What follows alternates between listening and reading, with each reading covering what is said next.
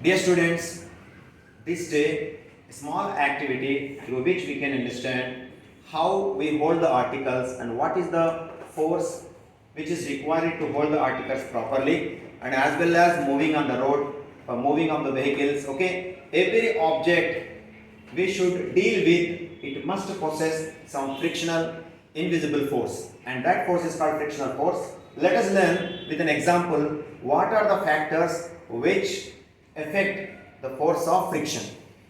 Let me explain you with a small activity in your room itself. Now with a small activity we understand what are the factors which affects force of friction. Now I just take, now what are the factors which affects frictional force? Let us learn today. See, I have taken a plank which has been inclined with the bench, and this is a pencil with which I am going to show this activity. When I drop this pencil, the pencil travels continually without any objection. Look at it. The pencil keep on moving. Now again I am dropping this pencil from the same inclined plane, but now what I have did, a cloth is spreaded, a cotton cloth is spreaded on the bench. Let us see whether this pencil will move with the same speed now or not.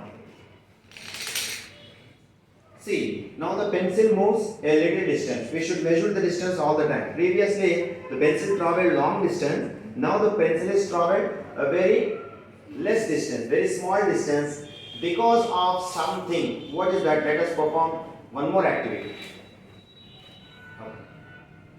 Now this is soil what I am going to spread on the bench. Now this floor serves like a soil floor. Now this is a soil floor. I just spread some soil on the bench to create a soil floor.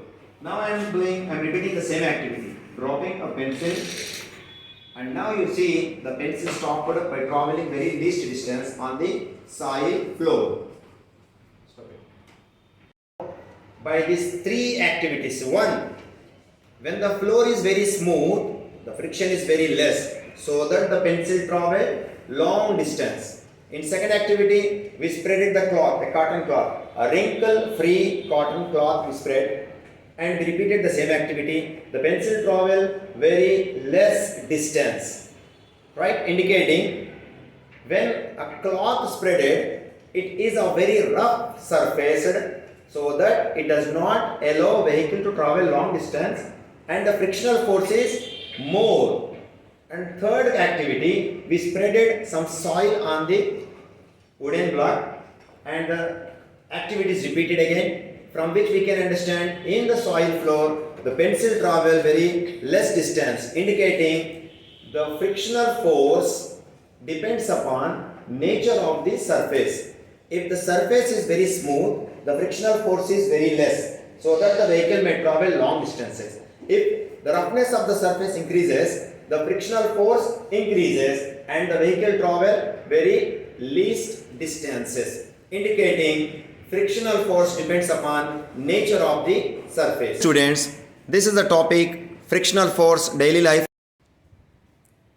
and we know just now we have discussed about the three activities that will tell us what are the factors on which the frictional force depends.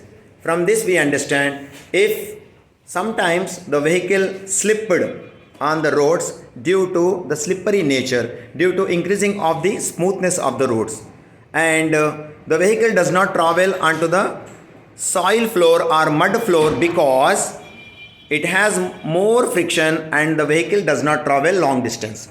Hope you understand this activity, and I hope that you will do better in your examinations.